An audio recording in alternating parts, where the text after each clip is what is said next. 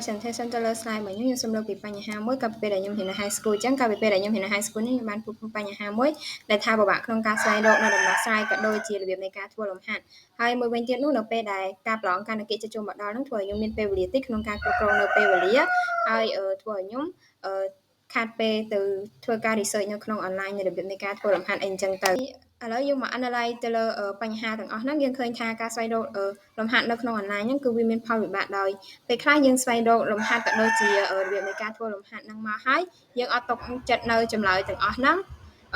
ដែលធ្វើឲ្យយើងហ្នឹងពិបាកក្នុងការទុកចិត្តដោយសារតែវាមានចម្លើយក៏ដូចជារបៀបនៃការធ្វើហ្នឹងវាច្រើនពេកហើយចូលដល់ចំណុចទី2ហ្នឹងគឺវាអាចប៉ះពាល់ដល់ការសិក្សារបស់យើងដែល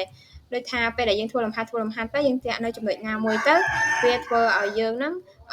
ទៅ research នៅរបៀបនៃការដោះស្រាយនៅក្នុង online ហើយមួយវិញទៀតនោះពេលដែលយើង research មកហើយវាអត់ដូចនៅអីដែលយើងចង់បានក៏ដូចជាអត់ដូចនៅលំហាត់របស់យើងគឺធ្វើឲ្យយើងលែងមានអារម្មណ៍ក្នុងការ focus ទៅលើលំហាត់របស់យើងបន្តទៀតទី3ហ្នឹងគឺវាអាចនឹងខាតនៅពេលវេលាក្នុងការទៅ research នៅលំហាត់ទាំងអស់នៅក្នុង online ហើយនេះគឺជា problem validation របស់ពួកយើងដែលពួកយើងបានចុះទៅធ្វើការសម្ភាសន៍នៅវិទ្យាល័យកន្លែងហើយដោយឃើញនៅបញ្ហាទាំងអស់ហ្នឹងគឺយើងក៏បានរកនៅដំណោះស្រាយមួយដែលវាជា app ដែលមានឈ្មោះថាជំនួយដែលនៅក្នុងនោះវាមានជា AI chatbot ដែលវាអាច provide នៅ structure នៃ exercise នៅក្នុង STEM នៃ subject មួយហ្នឹងហើយក៏មានជាលក្ខណៈ generate នៅ question ក៏ដូចជា exercise ដែល based ទៅលើ user គាត់ upload ជា document អីចឹងទៅដែលធ្វើឲ្យ user របស់យើងអាច improve ទៅលើការរៀនរបស់គាត់បន្ថែមទៀតបានហើយនេះគឺជា main feature របស់ពួកយើងដោយទី1ហ្នឹងគឺអាច generate ទៅជា structure exercise ដោយ user គាត់តែ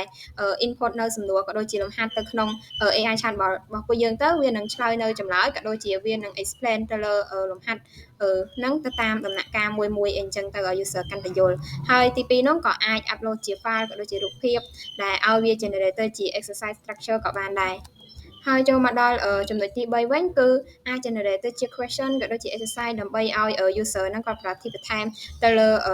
មេរៀនក៏ដូចជាទៅលើ exercise ទាំងអស់ហ្នឹងបានដោយ user គាត់ដែលធ្វើនៅ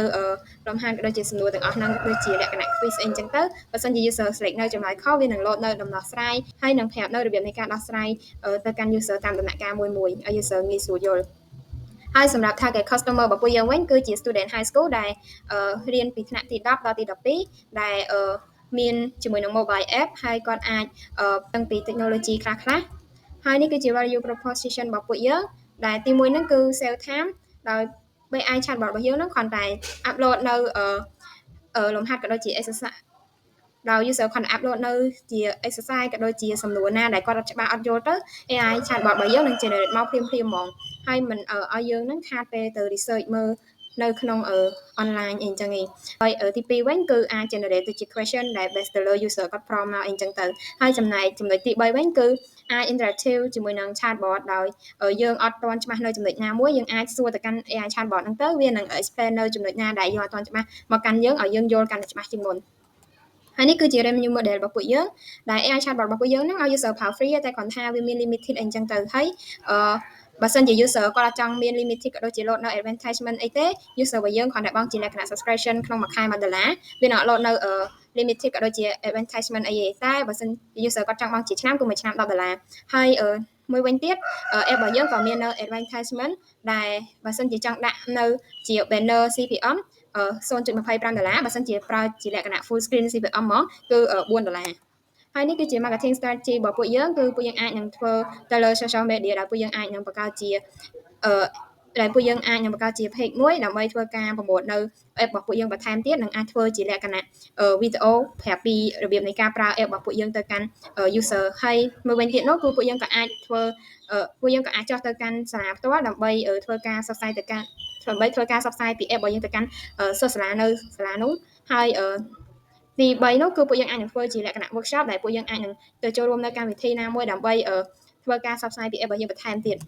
ហើយនេះគឺជា competitor analyst របស់ពួកយើងដែលទី1ហ្នឹងគឺជារៀន AI ដែលរៀន AI ហ្នឹងវាស្តៀងទៅនឹង ChatGPT ដែរតែ